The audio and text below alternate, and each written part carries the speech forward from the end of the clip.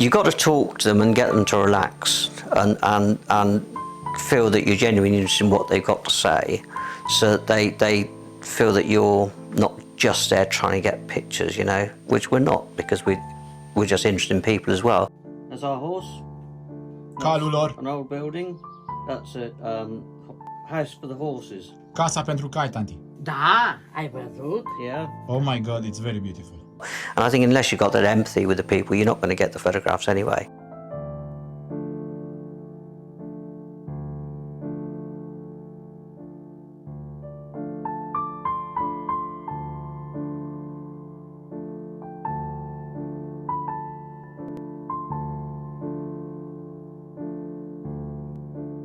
We don't use any lighting whatsoever. It's all natural light, whatever we can get through the windows or whatever. It can be very difficult, challenging at times because of the ISOs and things, but you know, we do our best. And as soon as you walk in the door, you go on manual, whack the ISO up, take the shutter speed down, and I hope you're not too shaky. Yeah. So to a layman, explain to me what you've just said. I mean, what's the process?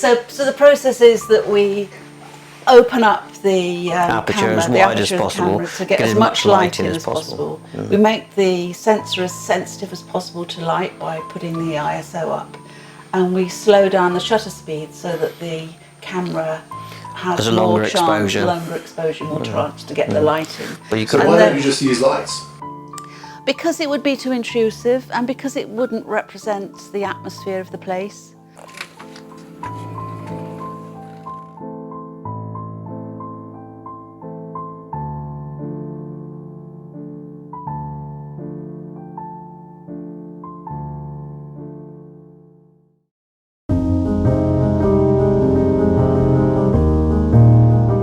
natural light is so wonderful to photograph with. And also, some of these places haven't got electricity anyway, you know, so you're on a bit of a loser to start.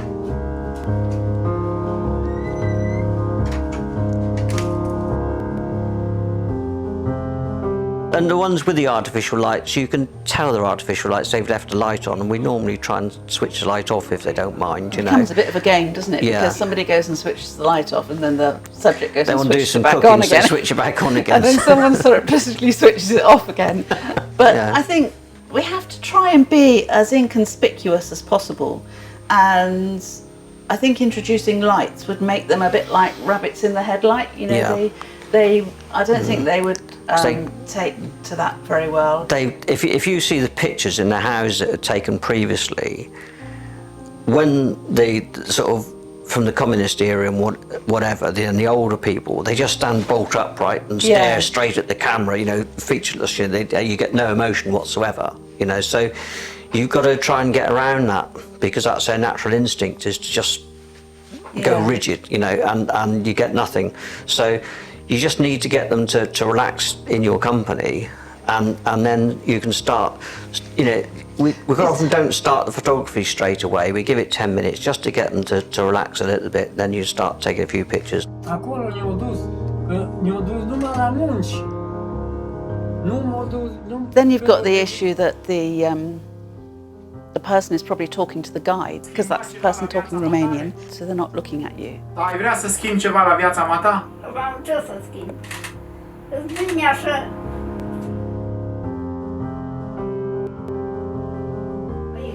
Grâiele astea soluționate. Da. Toate bunătățile le soluționează. Also, you don't necessarily want pictures of them talking, or laughing necessarily, or just doing something out of character. So quite often the moment we look for is the moment when that part of the conversation is finished and they're thinking.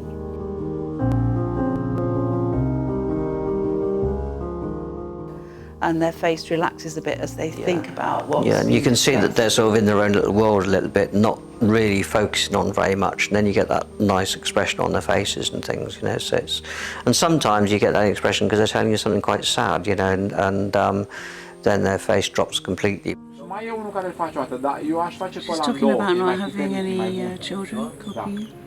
Îl faci o dată într-o zi și îl mai faci peste... But then it's quite difficult sometimes when somebody's got a tear rolling down their face not to be sort of empathetic and thinking, I really ought to get this shot, you know, and sometimes that can feel a bit awkward. The last person we photographed, this really gifted man who could play the saxophone, the flute. He was a shepherd, he was a carpenter. He had his own sort of almost market garden in his back garden. The guide said to me that I should talk directly to him in English and look him in the eye, and then he would translate it for me, and that way we would get a better connection. And that was quite a moving situation, wasn't it? Yeah. And then about 20 minutes later, he produced this flute he wanted to give me. But you were the one shedding the tear, weren't you? Yeah, I was actually. Yeah, I was, because of his story, really. Yeah. And I'd gone out there in the summer, having gained this bursary from the RPS and The Guardian, to write a photo essay on the changes in values between 3 generations of women. And on the first trip, we discussed the fact that maybe one of the parts of the story should be a missing woman, where there was no woman. And actually we found that in this last character that we photographed on our last trip, because he couldn't find a woman. They'd all left to work in Western Europe. There was nobody left in the village for him, and despite the fact that he was a fit, healthy, gifted chap. And intelligent, he spoke Russian Very and French. intelligent. There was no opportunity for him to find a wife and raise a family. So why didn't he leave and go to the city? I think he was quite well rooted in the tradition, because he came from a family of shepherds and flute players.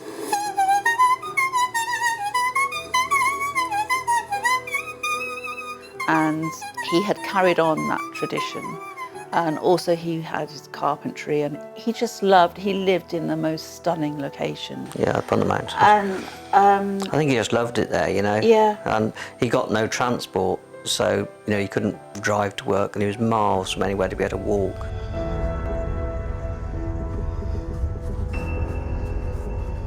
Going back to that issue about having to do everything through a guide, I mean, if somebody does start to shed a tear, you only find out 3 or 4 minutes later why that's happening, don't you? Yeah, we do, yeah. Yeah. So it's very yeah. difficult to know whether to back off at that point. It is You don't know what difficult, this is. yeah. Yeah. I mean, quite often then we'll instead of stood there with the camera taking a photograph, sometimes just go onto your back screen and, you know, get a focus on the back screen and just quietly press the button while you're staring, looking and taking it all in, and just sort of surreptitiously taking a few photographs, you know.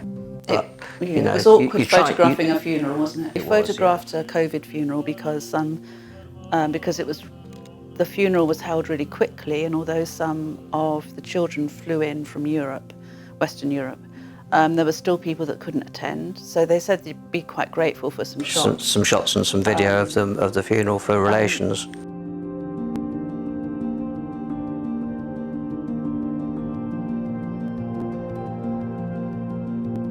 Our guide said to us, look, don't be alarmed. It's quite normal to cry a lot and show a lot of emotion at these events. It's a normal custom.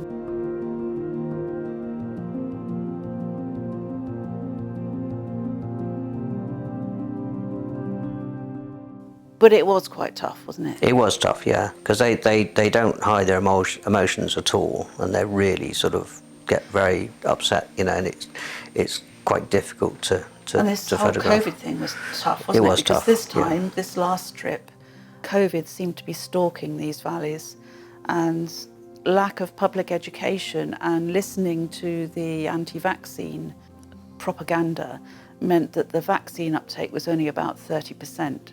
And in this case, the funeral that we went to was a family that we follow in Maramureş, and we know them quite well. And we went round to see this woman, and she was in tears, and she said, my mother's just died of COVID. And in fact, we'd seen the ambulance arrive the previous day without realising it. It was the first time I'd seen a sort of COVID ambulance situation with people all in white suits and an empty ambulance. This was at night. And apparently her mother had had oxygen for 2 hours and then died at the age of 71, I think. Yeah.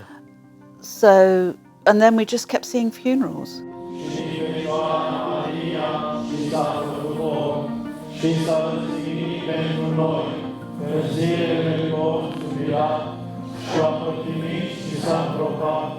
So when you come away, do you think, oh God, I hope the 21st century catches up with them for their sake? Or do you think, I hope they stay... That's a very, that's very a very difficult good question. It is a I mean, difficult question. it would be great. It would be great if they could be supported to live a better life where they are. You know, they have to go where the work is, and that's Western Europe. But there's a huge amount of potential there, and it wouldn't cost a fortune to do that. I mean, it's the older people that can't go abroad and work that are really suffering, because they are just left to their own devices, you know, and that is really tough for them.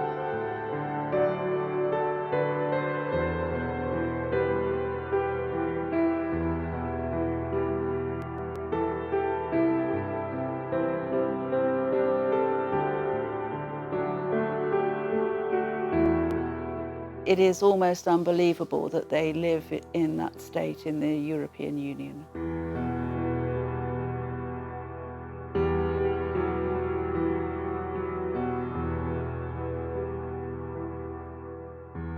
So what